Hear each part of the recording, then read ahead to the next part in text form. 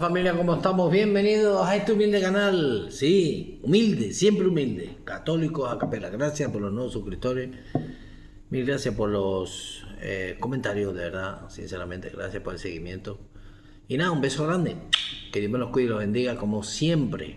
Bueno, hoy vamos a hablar de una persona, te voy a dar una pista nada más, que nació en el año 150 al 215. Tempranito, sí, en el siglo...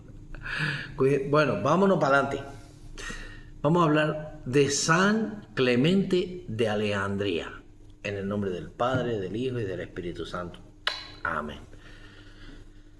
Nace en el año 250 y muere en el 215. Fue uno de los pensadores cristianos más fascinantes de la antigüedad. Su gran mérito fue intentar conciliar la fe cristiana con la filosofía griega, convencido de que toda la verdad proviene de la misma fuente divina. Comenzamos y vamos a hacer o tratar de hacer un resumen de su vida y obra más compleja y famosa, los Strómata. Aunque no conocemos todos los detalles de su biografía, estos son los puntos clave de su trayectoria. El origen probablemente nació en Atenas, de una familia pagana. Fue un incansable buscador de la verdad, lo que llevó a viajar por todo el Mediterráneo, es decir, Grecia, Italia, Egipto, para estudiar con diversos maestros. La escuela de Alejandría, su búsqueda terminó en Egipto, donde conoció a Panteno, el director de la escuela catequética de Alejandría. Clemente se convirtió al cristianismo y acabó sucediendo a Panteno como director de la escuela. Clemente es el intelectual del cristiano. El intelectual cristiano. En Alejandría, un centro cultural de primer orden, Clemente enseñó a una élite intelectual, tratando de demostrar que el cristianismo no era una religión para ignorantes, sino una verdadera filosofía. Alrededor del año 202 después de Cristo huyó a Alejandría. Debido a las persecuciones del emperador Séptimo Severo, se refugió en Capadocia, donde murió años después sin haber podido regresar a su amada escuela. La obra miscelánea... Es que hay palabras que un canario no dice nunca. Disculpe. La obra miscelánea...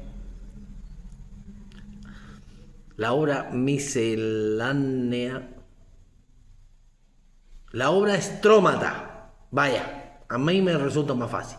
La palabra griega strómata significa literalmente tapices o alfombras. El título completo suele traducirse como... Tranquilo. Misceláneas de notas científicas según la verdadera filosofía. No me gusta esa palabra. ¿Y por qué se llama miscelánea? Clemente diseñó esta obra deliberadamente desordenada y fragmentada por varias razones. Primero, la protección del conocimiento. ¿Os acordáis que os dije que antiguamente, para tú saber si con quien tú hablabas era católico, tú decías a lo mejor palabras clave del credo o del Padre Nuestro y el otro las respondía? Protección del conocimiento. Quería que las verdades más profundas estuvieran escondidas entre temas comunes para que solo los lectores maduros y esforzados las encontraran. El estilo literario seguía un género literario de la época que permitía saltar de un tema a otro imitando la variedad de la naturaleza. Vamos a hablar de los temas principales de Strómata. Fe versus razón. Defiende que la filosofía griega fue para los paganos lo que la ley de Moisés fue para los judíos, una preparación para recibir a Cristo. El gnóstico cristiano. Clemente propone un ideal de cristiano perfecto al que llama el verdadero gnóstico. A diferencia de los herejes gnósticos, este cristiano no desperdicia o no desprecia el mundo, sino que utiliza el conocimiento para amar más a Dios. La ética y cultura, él analiza desde el matrimonio y la propiedad privada hasta el arte y la literatura, siempre buscando el término medio y la sabiduría. Él habló de la trilogía, hablamos de la trilogía de Clemente. Los Strómatas son en realidad la tercera parte de un proyecto educativo más amplio. El protéptico, madre mía, estas son palabras muy antiguas.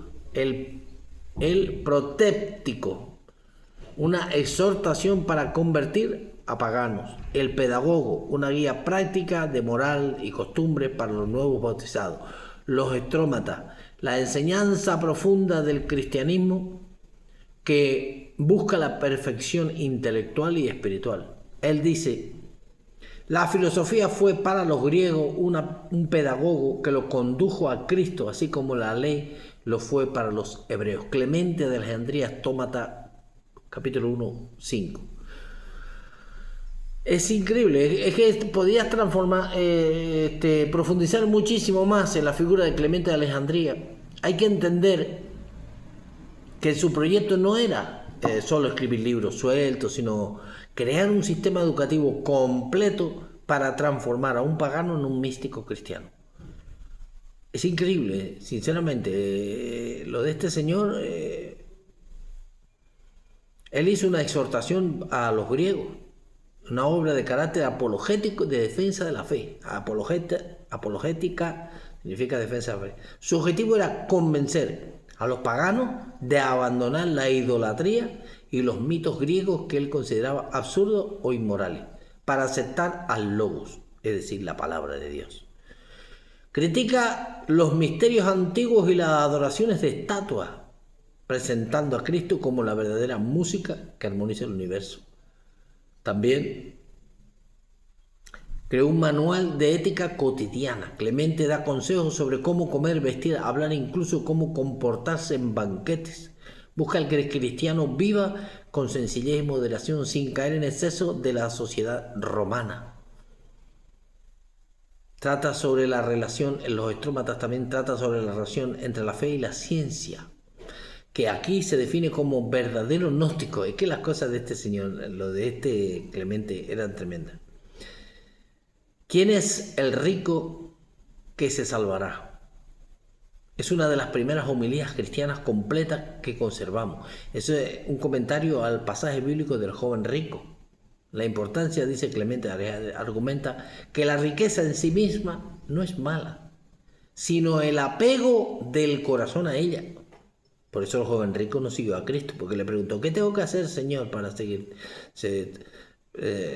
Jesús le contestó y él le dijo: todo eso lo hago desde niño. Dice: ok, pues véndelo todo y sígueme. Entonces por eso es lo que dijo, que la riqueza en sí no es mala, sino el apego del corazón. ¿Por qué el apego del corazón? Porque si tu corazón está en algo, en un iPhone, en un Ferrari, en un Rolls Royce, y no en Dios,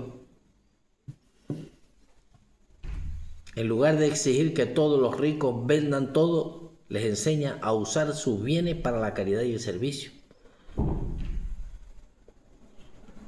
Él también tiene unos extractos de Teodoto. Clemente recopiló escritos de Teodoto, un exponente del gnosticismo herético de la escuela de Valentín.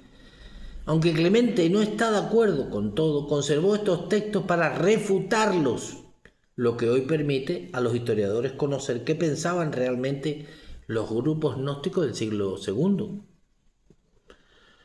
Son los extractos proféticos también, son notas y reflexiones breves sobre pasajes de los profetas del Antiguo Testamento. Se cree que eran apuntes preparatorios para una obra mayor que nunca terminó. También tiene obras perdidas a través de historiadores como Eusebio de Cesarea. Sabemos que Clemente escribió mucho más, es decir, esbozos, hipotiposeis, son palabras griegas, esbozos, un comentario detallado a casi toda la Biblia, incluyendo libros que hoy no están en el canon católico. Se conservan solo fragmentos en latín conocidos como los adumbrationes sobre la Pascua, donde discutía la fecha de esta celebración basándose en las tradiciones transmitidas de los apóstoles protestantes. Está para vosotros también, tradición oral transmitida por los apóstoles que no está en la Biblia. Sobre la Pascua, donde discutía la fecha de esta celebración basándose en las tradiciones transmitidas desde los apóstoles. Hablaba también de los cánones eclesiásticos, una obra sobre las reglas y las disciplinas dentro de la Iglesia, sobre el ayuno y sobre la calumnia, tratados morales específicos de los que solo tenemos referencias indirectas. El legado de su pensamiento es fundamental por 3 razones principales que estructuran todos los escritos. El optimismo antropológico. A diferencia de otros autores, Clemente ve al ser humano como alguien capaz de progresar infinitamente hacia Dios. El uso de la filosofía. Es el primer gran teólogo en decir que Platón y Aristóteles prepararon el camino para el Evangelio. El logos, toda su obra gira en torno a la figura del lobo, el logos, la razón divina, que educa a la humanidad en etapas, primero con la filosofía, luego con la ley y finalmente con la encarnación de Cristo.